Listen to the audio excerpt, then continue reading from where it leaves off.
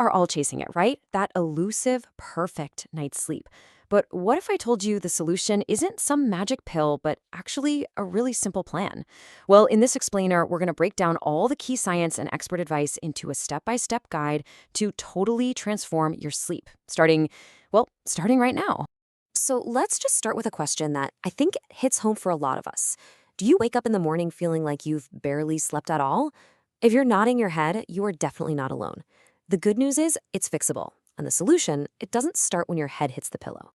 And this, right here, is probably the single biggest mindset shift you can make. See, the quality of your sleep tonight isn't decided in the 10 minutes before you get into bed. Nope. It's determined by the choices you make from the moment you wake up.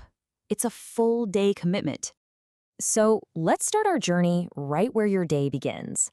This first part is all about your daytime prep, setting the stage for success long before you even start thinking about your pillow. Okay, this first point is the absolute foundation of everything, a stable schedule. Your body runs on this incredible internal 24-hour clock. It's called the circadian rhythm. Just think of it as your body's master pacemaker. When you wake up and go to bed at the same time every day, and yes, I mean even on weekends, you're training that clock. It learns exactly when to release the hormones that make you feel alert and awake, and when to release the sleepy ones, like melatonin. Seriously, this consistency is the most powerful signal for good sleep you can possibly send your body. Next up, let's talk about getting your body moving. We all know exercise is great for us, but when it comes to sleep, timing is absolutely key. A workout in the morning or afternoon? Perfect. Here's why. It raises your core body temperature, and then a few hours later, that temperature naturally starts to drop. That drop is a critical signal to your brain that says, hey, it's time to get sleepy. But if you exercise too close to bedtime, you get the opposite effect. It heats you up, pumps you full of adrenaline, and basically screams, time to be awake, not wind down. Ugh, the racing mind. This is what keeps so many of us staring at the ceiling at night. The trick is to untangle all those thoughts during the day, not at midnight. I mean, if your brain is buzzing the second your head hits the pillow, you've probably waited too long. Doing things like mindfulness, some deep breathing, or even just journaling throughout the day helps you process all that stress before it can hijack your sleep. You want a great trick? Write tomorrow's to-do list before you even finish work. Just get it out of your head and onto a piece of paper. All right, so we've done our prep work during the day. Now let's shift gears to those crucial evening hours. This next section is all about the art of the wind down, and honestly, the power of having some strict cutoff points. I love this quote because it really captures the whole evening mindset perfectly. Success isn't about adding a bunch more stuff to your routine, it's about what you strategically stop doing. The boundaries you set for yourself in the evening are every bit as important as the good habits you build during the day. So here it is, your evening checklist of non-negotiables. Let's really break this down. First, caffeine.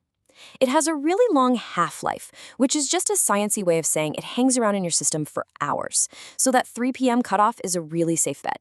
Second, big meals. You want to give your body at least 2 to 3 hours to digest so it can actually rest instead of work all night. Third, alcohol. Look, it might make you feel sleepy at first, but it absolutely wrecks the deep restorative stages of sleep later in the night. And finally, liquids. Just stop drinking about an hour before bed so you're not making that midnight trip to the bathroom. Simple rules, but they have a huge impact. Okay, we've made it to the final and maybe the most important phase, that golden hour right before bed. This is where we create our own little pre-sleep sanctuary, an environment that signals to your entire body that it's time to power down. Your brain is a powerful association machine. If you're constantly working in bed or watching stressful TV or even arguing in your bedroom, your brain starts to connect that space with being alert and anxious. The goal is to build one single powerful connection. Your bed is for sleep. That's it. Here's a cool fact. Literally, your body's core temperature actually needs to drop to help you fall asleep. And that's why, as you see here, the ideal room temperature is somewhere between 18 and 21 degrees Celsius. So you want to aim for an environment that's cool, dark, and quiet. Think of it like you're creating your own personal sleep cave. So what do you actually do in this new sanctuary? Well, it really comes down to a simple choice you see here: calm versus stimulation. The stuff on the right, especially anything with a screen, those are the biggest sleep thieves. And here's why. The blue light from your phone, your tablet, your TV, it tricks your brain into thinking it's still daytime.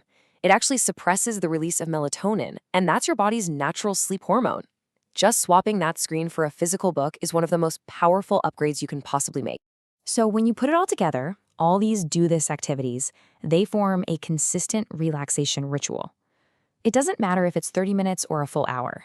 Just doing the same calming things in the same order every single night creates this powerful psychological trigger.